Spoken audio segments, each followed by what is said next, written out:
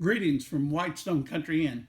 I'm Paul Cowell, the innkeeper, and I've had an experience lately that reminded me of something to talk to you about.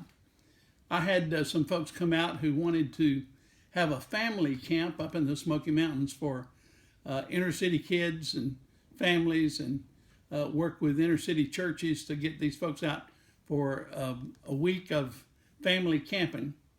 And they had $6 million worth of capital that they needed to raise. They had some options on some property, and an architect had drawn up plans, and they had a big dream. I didn't see how for them to get from zero to where they wanted to be. Sometimes you can see in the process from A to Z how it could be a good thing if it was there, but how do you make that trip? I suggested that they rent a camp that I knew about that was available in the Smokies for a week this summer. They invite families out for this experience they wanted them to have. And then they record it so they can show the value of it to other people, would help them in fundraising. They had been trying to do this for 2 or 3 years, and they're raising the money for them to be full-time fundraisers, but not enough to make any progress on the land that they had optioned or the things they wanted to do up there. I suggested just rent this place, rent it for a week. I know it's available. You can do exactly what you want to do, and you can see if it works. You can refine your ideas, but hire a videographer to come out and take pictures of it.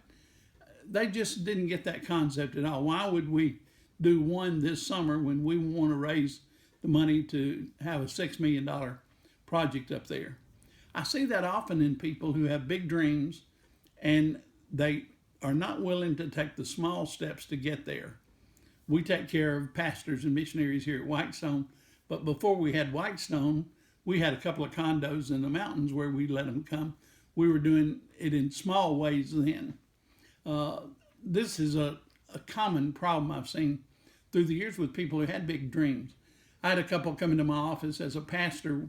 One time they were crying and broken up and said God had called them to be missionaries in China. They didn't know how to get there, and they didn't know the language, and they didn't have any resources, but they were sure they were going to go to China. We talked for a while, and I believed that they were really sincere. I said, let me tell you what we can do this coming Sunday. You can go to the International House on campus. Back then, there were about 400 national Chinese that had signed up at the International House. I said, you can sign up to be a host for the weekend. You can pick them up on Friday, take them to a football game. You can go out to a park or somewhere Saturday, show them East Tennessee, bring them to church on Sunday, and then take them back. And this has been several years ago. I don't know whether that's still available or not. But I said, that way you can rotate through any weekend. You could do this. You could have Chinese students in your home and at church. And when I got through with that speech, they said, why would we do that? And I said, because you have a burden for Chinese people. And they said, well, we really want to go to China. They never did go, and they never did do anything. If you can find a way to start your big dreams in small ways, it's so helpful. In fact, Jesus says in Matthew 25-23, if you'll be faithful in little things, he'll make you ruler over many things, or put you in charge of many things.